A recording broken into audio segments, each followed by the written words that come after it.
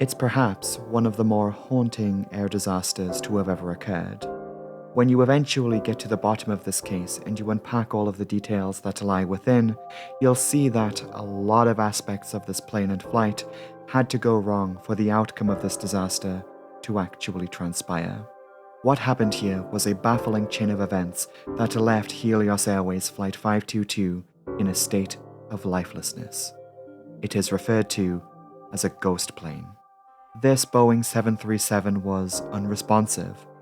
For hours, the lives of 121 people were locked inside the cold, empty shell of a plane. They had fallen victim to an invisible killer that brought them into darkness. This is the horror of the Helios ghost plane. Helios, the Greek god of the sun, and it was the height of the summer holidays. August 14th, 2005 was a beautiful, warm, clear day for much of the Mediterranean. Cyprus and Greece were no exception, with forecast temperatures soaring higher than 30 degrees Celsius. That's reaching the 90s in freedom units. In aviation meteorology, there is actually a term for clear weather like this. It's called CAV-OK, meaning ceiling and visibility okay. The weather, as you then might expect, is a pull for many tourists, and the summer season means Mediterranean destinations are packed with holidaymakers, many of whom would have traveled from Northern Europe for a getaway on the beaches. Travel agents have long sold package holidays to these destinations, but more people than ever before were jetting off thanks to a boom in low-cost air carriers that really began to flourish in the 1990s. And one such airline, based out of Cyprus, was Helios Airways. The story of Flight 522 doesn't really begin on the morning of August 14th, 2005. It really begins with Helios Airways itself. So, the Helios story goes back to 1998. However, the carrier wouldn't take to the skies until the year 2000, providing charter services on behalf of tour operators, where they flew just one plane. The owner of Helios by the time of the accident was a man by the name of Andreas Dracu. According to the preserved Helios website on the Internet Archive, he was the executive chairman. For Andreas, Helios was just the latest venture into the holiday market. He previously found success after launching Libra Holidays, a travel company that was also based out of Cyprus that sold cheap package holidays to customers in Northern Europe, primarily focusing its marketing on the British. They had even acquired a sizable stake in the British charter airline Sabre Airways, which Libra would later rebrand as Excel. The airline itself, Helios, was founded by a bunch of investors and owners of a previous airline, but it caught the eyes of Libra, who were looking to corner more of the Cyprus holiday market. This manifested in 2004, with Libra fully acquiring Helios Airways. This was about the time the airline began to expand and more planes were brought in. Libra was selling holidays and using this airline to carry its business. Credit where it's due though, this is very clever branding. Tying Helios of Greek mythology into your summer holiday airline like this with "Here comes the sun" as your slogan is, to be clear, very good, very clever. It's just a shame that it had to become associated with such a tragedy. Outside of the holiday charters, Helios also went into scheduled services, which is where Flight 522 comes in. Helios 522 was their 4-a-week scheduled service between their base in Larnaca and Athens, Greece. According to their timetable, Flight 522 actually then continued on to Prague in Czechia. However, this leg is irrelevant to our discussion on this accident. Plot twist: this, it turns out, isn't a Helios plane. Well, okay, it is. However, they didn't really own the accident plane. Likewise, many of their pilots and flight attendants were contracted workers. Though this really isn't all that unusual in the airline business. You see, Helios had employed a model of leasing planes from another company. It's a cheaper way to acquire a plane instead of fronting the massive cost to purchase an aircraft themselves. And Helios was all about cutting corners and saving money. The plane in question, the accident aircraft, was a 1998-built Boeing 737-300 that was originally operated by the German low-cost offshoot of British Airways. The plane itself was actually owned by a company called Deutsche Structured Finance and Leasing, abbreviated to DSF, a faceless company who dealt in this market of used planes and had done since the 1990s. They no longer exist and are not to be confused with Deutsche Leasing, which is the first result when you search this company on Google. It looks like they were a different company. In 2004, the plane, then registered in Germany as Delta Alpha Delta Bravo Quebec, was taken out of operation with DBA. Helios acquired the plane and re-registered it in Cyprus as 5 Bravo Delta Bravo Yankee, beginning operations with Helios in April of 2004. They gave the plane a name, Olympia. This aircraft lease was something that, in the business, is known as a wet lease. Wet leasing contracts usually last for up to 2 years, and in that time, the leaser, the owner of the plane, still retains responsibility for the general operation of the aircraft. So they worked with Helios to not only provide them with a plane, but also to hire the flight crews. Helios were on their own, however, for the other ground requirements, like dealing with the airports and their customers.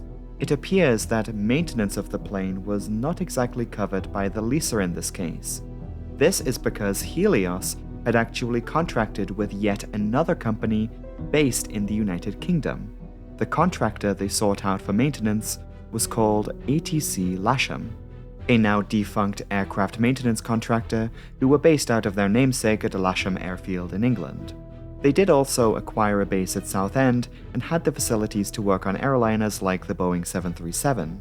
Their contract with Helios meant that for scheduled maintenance, the plane would be flown to the United Kingdom. However, ATC Lasham also dispatched 3 ground engineers to Helios's base in Larnaca that would be present during the events of the accident. The background of these engineers are detailed in the accident report. All of them were approved by this British contractor and met the standards that Helios desired. It's important to establish just who did the maintenance on this, as this later became a point of interest for investigators. So, let's get into it. In the early hours of August 14, 2005, the accident aircraft that would later that day become Helios 522 landed in Larnaca at 1:25 in the morning, finishing its schedule from the day before. Once the plane came to a stop on the ground, the flight crew made a note in the maintenance log about something noticed by the flight attendants stationed in the rear of the plane. Loud noises, almost like a banging, could be heard coming from the aft right service door. That is the door that is not normally used as an entrance-exit point. Instead, this was the door used for the catering, for example. To be exact, it was the flight attendants who brought this information to the attention of the flight crew. Their write-up was specifically, aft service door, starboard, seal around door freezes and hard bangs are heard during flight.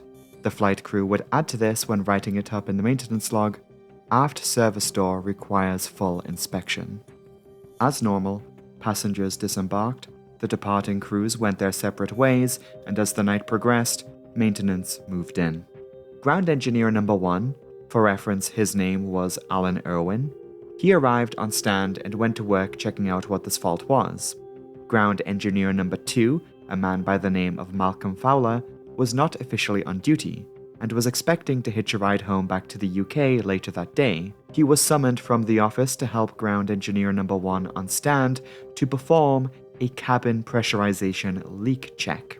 The fact that the aft service door's sealing was frozen may implicate a possible pressurization problem, something that had previously been an issue on this aircraft. Now might be a good time to mention that in December 2004, this same aircraft experienced a rapid decompression event. The plane was returned to service once it had been checked out by ATC Lasham. To troubleshoot this, Fowler stayed put at the aft right service door, whilst Irwin went to the flight deck. And it's here we must focus on just one corner of the Boeing 737's flight deck, the right side of the overhead panel. Here we will find the controls for cabin pressurization. During this unscheduled maintenance early in the morning, the auxiliary power unit, APU, was switched on. The APU is an independent generator that borrows a small amount of fuel. It's basically an additional engine that powers electrical and pneumatic systems without needing to have the engines running. With the APU in use, the engineers could manipulate the air conditioning system and pressurize the aircraft on the ground. This brings us to the critical pressurization panel. On the Boeing 737-300, this panel can look different depending on the model. Many 300s had a pressurization panel that looked like this. This is an older piece of equipment that I actually incorrectly referenced in my original 2017 video about Helios 522, but we're just going to forget about that video. The accident plane was one of the later 737-300s off the production line, and was actually fitted with one that looked like this. This is called the Digital Pressure Control Panel. It is consistent with later Boeing 737 models. We can verify that this was the model on the plane because we have a picture of it. Under normal circumstances, pilots usually keep the pressure control in the automatic setting. See here, it is set to auto. This means that as the plane climbs, the cabin will pressurize automatically, without input from the pilots. The plane's internal computers does all of that for them. It's incredibly useful, and because it is the desired method of pressurizing the plane, this switch is rarely touched. Here is how the process works. Air is constantly taken in by the engines in flight. Much of the air that is brought into the inner engine is used for propulsion. It's compressed and fed through to the combustion chambers where it mixes with the fuel and goes bang. Some of this air, though, is siphoned away from the engine in between the compression and combustion phases. We call it bleed air. This is useful, warm, compressed air that can be used for various functions on the plane, such as the anti-icing, for example. It can also be used for air conditioning and is circulated into the cabin to pressurize the aircraft. Despite what you might think, an airplane is not perfectly sealed. Air does tend to leak out over time, so it is a constant process regulating a comfortable cabin atmosphere. The cabin is usually pressurized to the equivalent of somewhere below 10,000 feet. Around 8,000 is usually about right and keeps the air inside dense enough for us to breathe normally. This creates a significant pressure differential between the inside and outside of a passenger plane at cruising altitude. In the automatic setting, the plane will regulate the cabin pressure itself, opening and closing outflow valves to relieve excess pressure. This is basically just a hole in the plane. It opens and closes to make adjustments. However, for our ground engineers, in order for them to perform the cabin pressurization leak check, they couldn't just take the plane to a higher altitude. But they could pressurize the cabin by use of the manual setting. Ground engineer Alan Irwin did just that, like he was supposed to. He switched the pressure control to manual and emulated a pressurized cabin scenario by use of the air system powered by the APU. Malcolm Fowler, still at the aft right service door, was taking measurements to see if they could troubleshoot what this problem was. The results of this were inconclusive. Upon further visual inspection, both inside the plane and outside, the assessment from the engineers were that there were no defects to report. As they would note in the logbook, door and local area inspected, nil defects. Pressure run carried out to max differential, safety valve operates at 825 psi, no leaks or abnormal noises. When they were done pressurizing the plane, it obviously needed to be depressurized. The outflow valve was opened and the cabin pressure neutralized. As normal, the engineers carried out a series of daily checks on the aircraft. However, when they were finished, the outflow valve was left open by approximately 14.63 degrees. This would later be the position of the outflow valve as recorded on the accident flight data recorder, and was consistent with the valve position later found at the crash site. On the flight deck, they did not switch the pressure control setting back to automatic. Mr. Irwin left it in the manual setting. This is something he denies to this day. Investigators on this case would disagree. The evidence pointed towards the pressure control panel being left in the manual setting, until investigators later found it in the wreckage.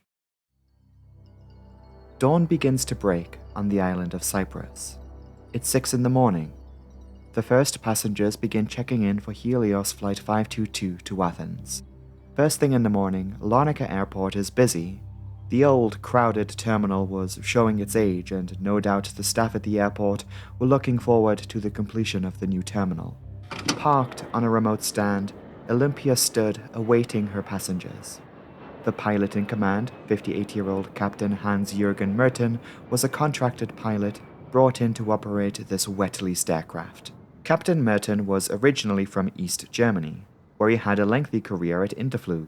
Once the East German carrier collapsed, he fell into this line of short-term contracted work. He really needed to train to fly a different aircraft because Interflug operated old Soviet-era planes. He managed to achieve a type rating on the Boeing 737-300s, and the list of airlines he worked for after 1991 is extensive. In order of his employment, he had worked at Air Berlin, Virgin Express, Falcon Air Sweden, Sabina, EasyJet, Bluebird Cargo, Helios Airways for the first time for the summer of 2004, then Travel Service, Channel Express, which probably means Jet2, he was only there for 2 months, before he rejoined Helios for the 2005 summer season. This meant by the time of the accident flight, he had acquired 5,500 flight hours on the Boeing 737, nearly 17,000 flight hours in total when including his former career at Interflug. The first officer, 51-year-old Pampos Haralambos, was a Cypriot national. Unlike the captain, he had actually been flying with Helios since the beginning of their operations. He had about 7,000 total flight hours, 4,000 of which were in the 737. Turning to the passenger cabin, a total of 4 flight attendants were on board Flight 522, 2 stationed in the front and 2 in the back. Sitting in the forward cabin was the flight's purser, 32-year-old Louisa Vuturi. She was sitting with the younger flight attendant, 25-year-old Haris Haralambos. Let's point out that she has no relation to the first officer. They just happened to share second names. All the way in the rear of the cabin were the 2 other flight attendants, and among them was another 25-year-old, Andreas Prodromou. He was not supposed to be working that morning, but he was called in on short notice and offered to help, probably because his girlfriend was flight attendant Haris Haralambos working in the forward cabin. Here's a photograph of the 2 of them together. Andreas Prodromou, though he had been working as a flight attendant with Helios for some time, he was an ambitious person. He held a UK commercial pilot license which he achieved back in 2003. However, he was yet to achieve the qualifications to fly a passenger plane.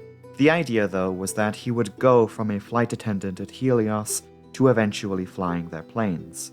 Now, Helios did have a track record of hiring brand new commercial pilots. They had recently hired a young first officer in his first commercial piloting job, one Aristos Socrates, then age 26. He, 11 years later, would sadly be killed in the crash of another Boeing 737 in Russia, although that is a story for another time. A total of 121 passengers and crew boarded Flight 522 to Athens. Most of the passengers were Cypriots, some were Greek.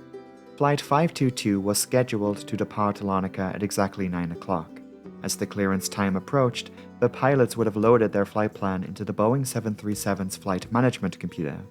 Before takeoff, each of the flight's waypoints are programmed.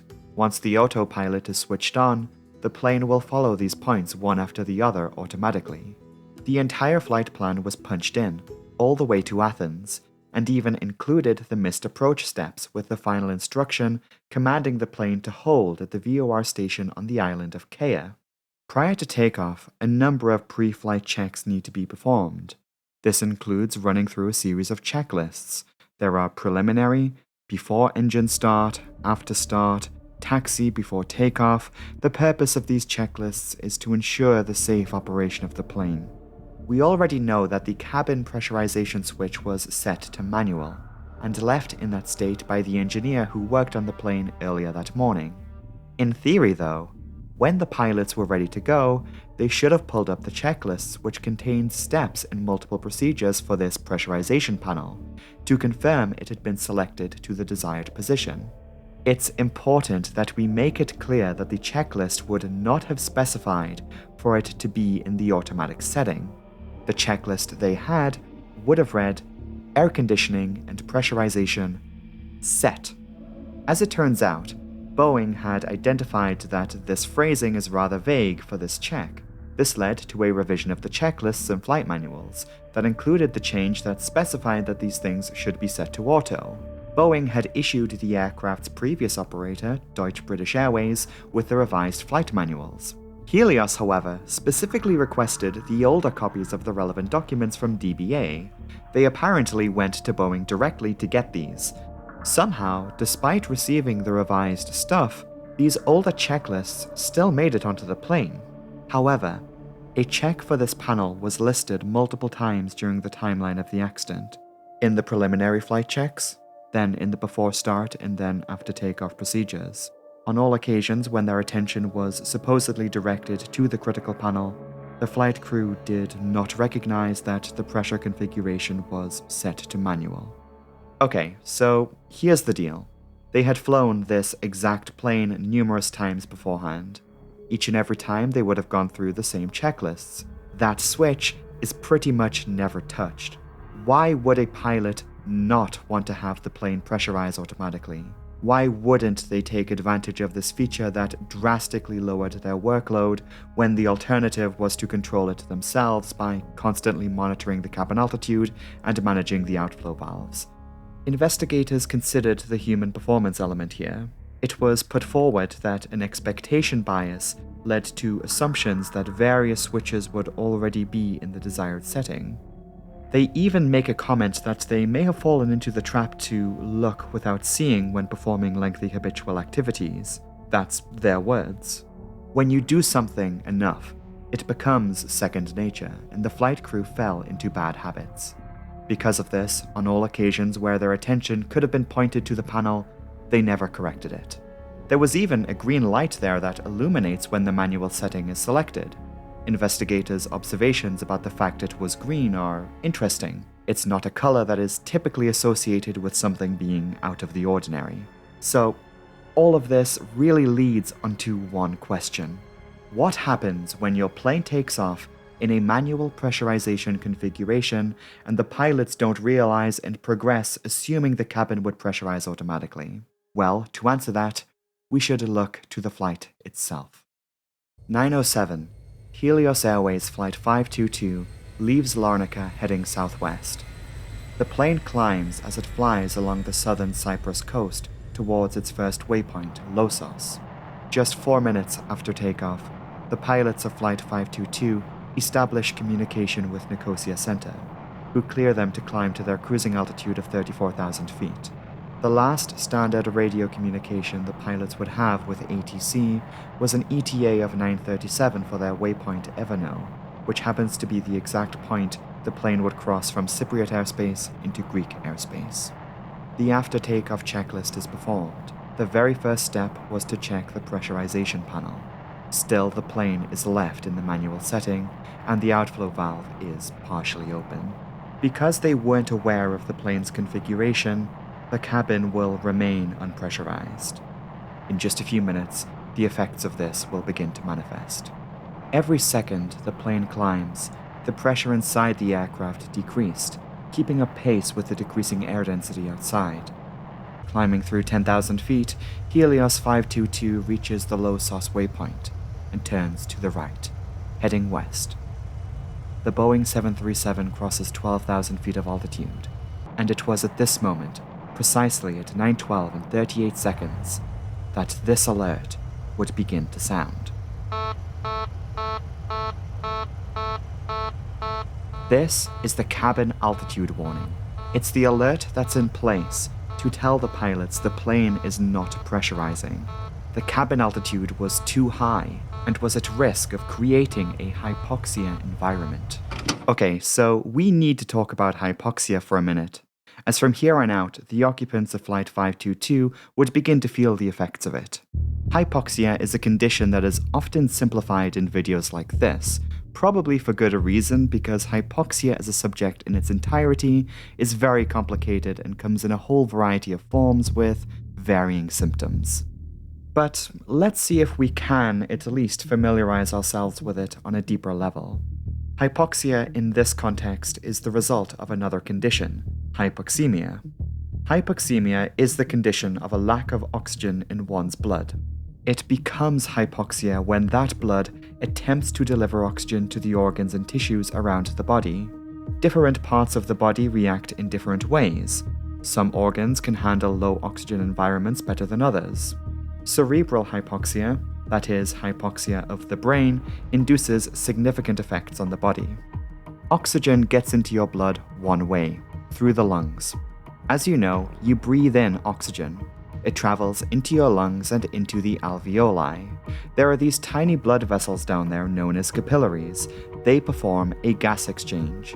Deoxygenated blood dumps its waste, so to speak, and exchanges carbon dioxide for a fresh batch of oxygen, which bind to red blood cells to be transported around the body. As Helios 522 climbed, the oxygen concentration in the air decreased.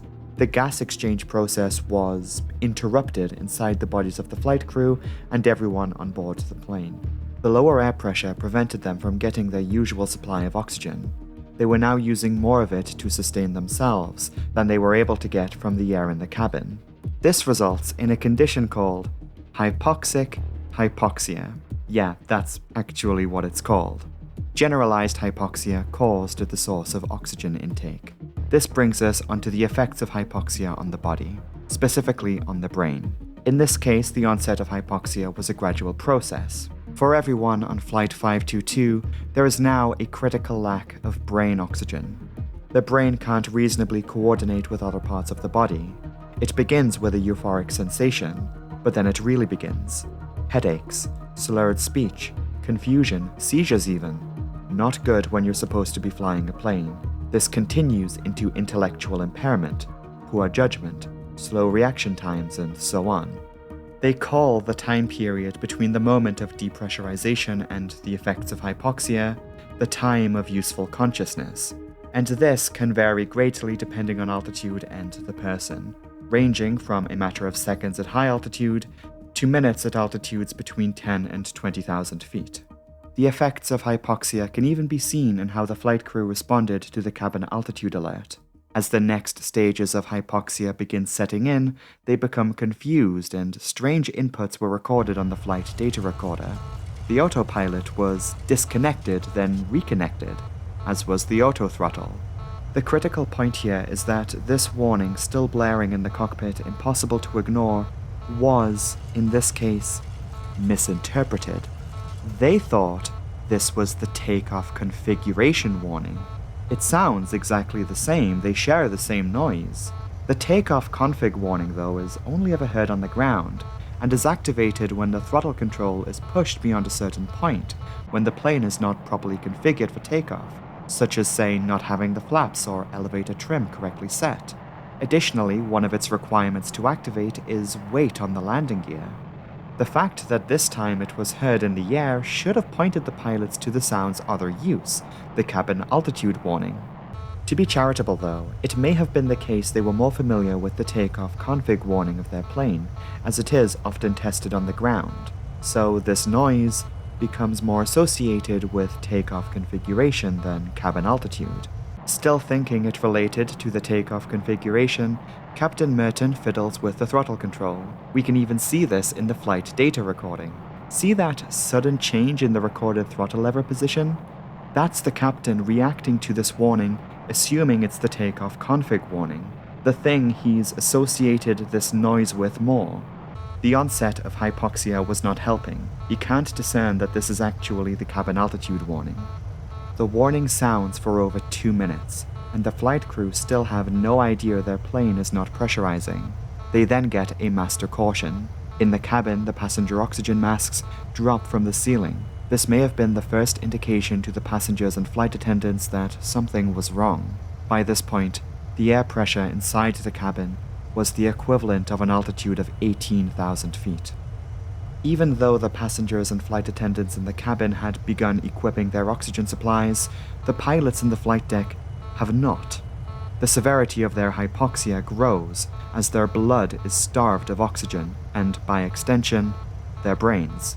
Poor judgment would be putting it lightly. They are beyond confused and can't think straight. It's very difficult to identify when you are hypoxic. as by the time you experience its symptoms, you have already reached this point.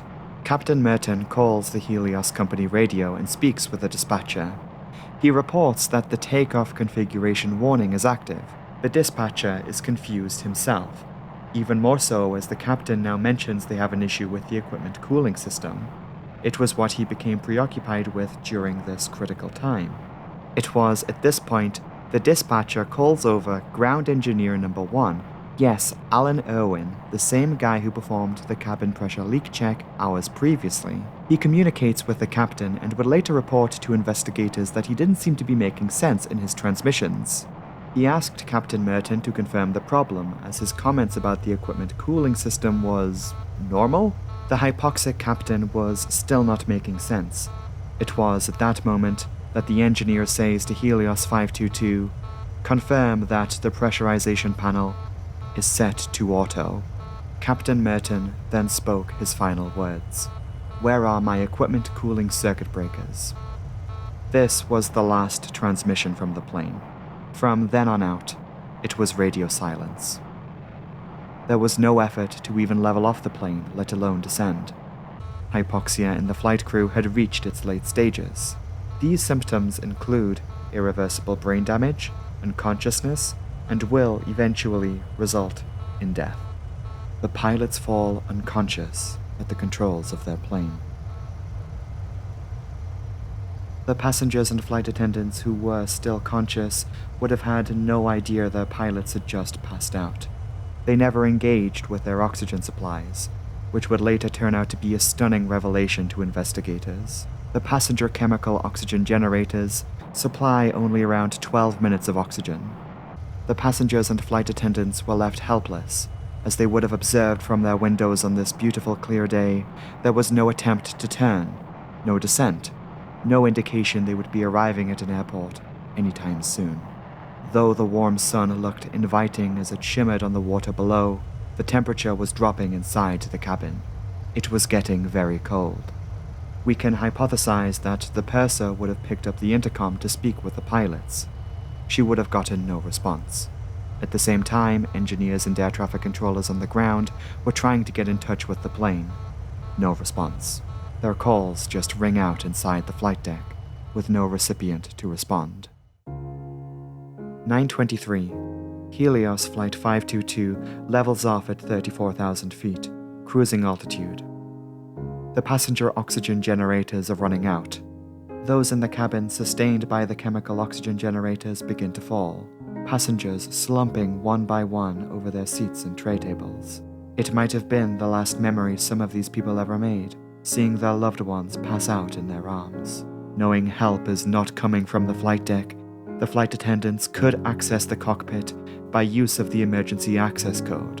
They too fall victim to hypoxia before they get the chance.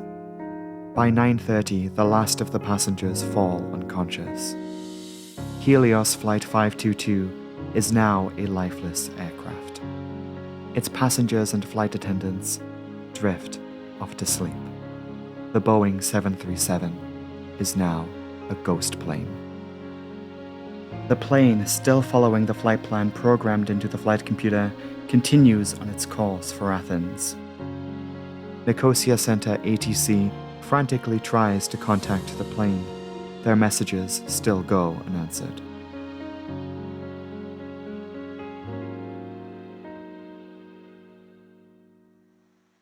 "9:37. Flight 522 reaches the Evano waypoint and crosses over into Greek airspace. The plane appears on Greek radar, and they receive word from Cypriot controllers that the plane is unresponsive. Controllers in Greece try to get in contact with the plane in the hope that their radios were just on the other channel.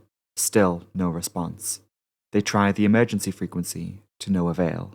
Helios 522 passed over the island of Rhodes and soon would be expected to begin its descent into Athens. The unresponsive plane still continues on at cruising altitude. Controllers in Athens tracked the plane on radar as it followed the path of its assigned approach. The plane heads out to the southwest of the airport and turned to a northeasterly heading as if it were lining up with the runway. Once passing Eleftherios Venizelos Airport, The flight computer automatically continued the flight into the missed approach flight path. Bear in mind, this all occurred at 34,000 feet. There was no descent toward the airport. The autopilot was not programmed to do that. So, where did the plane go? 522 made its way south and joined the pre-assigned holding pattern at the VOR station on the island of Kea. At 10:37, the ghost plane was then left circling over the island. Coincidentally, holding nearly directly overhead the ghostly remains of a certain famous shipwreck from World War I. And there Olympia stayed. She circled, cold and lifeless. Medical experts in the aftermath would state that most on board probably weren't necessarily dead, but rather unconscious. Certainly an extreme environment. But there was one person who was conscious. The Greek military caught wind of this situation. Air traffic controllers in Athens had raised the alarm, sending notice to the Greek Joint Rescue Coordination Center at 10:53. The Hellenic Air Force then mobilized 2 F-16 fighters to intercept the plane, still cruising at 34,000 feet. The 2 jets arrived at Flight 522's position at 11:23. By this point, the plane had circled 6 times over Kea and was eating into its fuel reserves. One of the F-16s stayed behind the Boeing 737, whilst the other went in for a closer look, with the pilot making observations through the passenger windows and flight deck. They were able to peer through the windows of the fuselage to find that the passenger oxygen masks had deployed. Few of the passengers had actually managed to put theirs on. Others stayed swinging, dangling in the air. It is then evident from the observations of the F-16 pilot that many passengers had fallen victim to hypoxia before they could even make use of their oxygen masks. Through the flight deck windows, they observed that the captain was missing. He wasn't in his seat. Investigators would later conclude that Captain Merton had probably left his seat to presumably try to reset the equipment cooling circuit breakers behind his seat. After all, that was the last thing he ever spoke of. When he fell unconscious, he came to a rest on the floor of the flight deck. The first officer was still strapped in, though he was slumped over the flight controls, motionless. The cockpit voice recorder only recorded around 30 minutes towards the end of the flight. Conversations between the pilots before and during the crisis are lost. The recorder itself wasn't an older tape recorder or anything, it was a digital system. However, investigators only found 30 minutes of the recording. The transcript of that recording begins at 11:29. When investigators hooked it up to listen to it, they didn't hear much. Only the sound of the cabin altitude warning still blaring in the cockpit with the occasional ATC transmissions. The plane's radios were still tuned into Nicosia Center, and so this ATC chatter was related to airspace in Cyprus and not Greece. Nearly 20 minutes go by. The plane continues to circle over the island of Kea, approaching its 10th circuit. Then, at 11:48, a series of chimes lasting around 20 seconds was picked up on the cockpit voice recording. 11:49, there is a click, and the flight deck door was opened. Consistent with this timing, the pilot of the F-16 jet positioned towards the front of the plane with a view of the flight deck, he sees movement.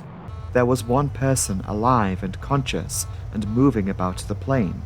The person in question was 25-year-old flight attendant Andreas Prodromou. It is believed that he was able to sustain himself by use of the additional oxygen supplies found on the plane. A total of 4 additional oxygen bottles were stored in the cabin, all of which were later recovered, with 3 of them being in a used state.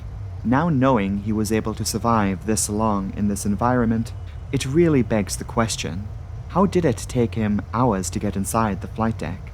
This is something we just can't know for certain. People have speculated and hypothesized scenarios that could explain this period of time.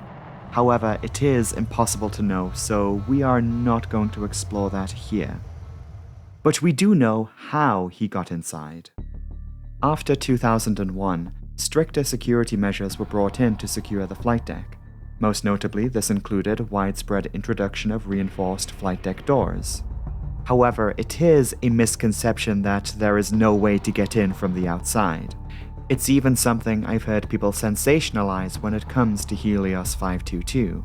Andreas Prodromou did not spend his time hammering away at the door to force himself into the flight deck. This is just not true.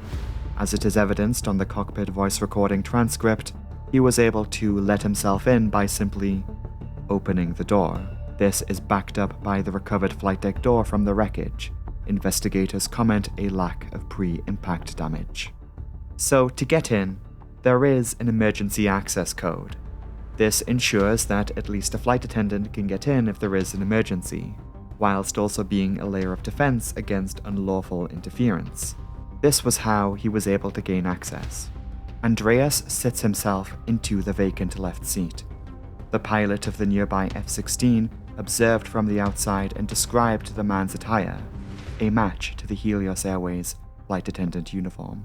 Further evidence pointing towards Andreas assuming command of the plane.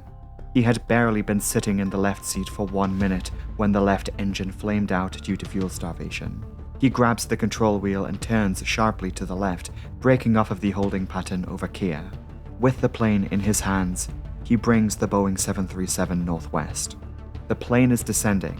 5 minutes go by and the F-16s are still following. Andreas grabs the captain's headset and tries to radio for help. He quietly calls out, "Mayday, Mayday, Helios 522, Athens." His voice was soft and faint. His messages went unheard. Perhaps unknown to Andreas in the moment, the plane's radios were still tuned into the Larnaca station. The aircraft had long flown out of the reach of his transmissions. We only know of them from the cockpit voice recording transcript. 11:59, Andreas signals to the pilot of the F-16. He gives a hand signal pointing down. It was only a matter of time before the right engine also failed. By this point, most of the altitude had been exhausted. He only had about 7,000 feet left. Helios 522 was going down. Andreas Prodromou had some flying experience. In his time, he had achieved a private pilot license and a UK commercial pilot license. He had no experience at the controls of a Boeing 737. It was quite the leap in aircraft for him.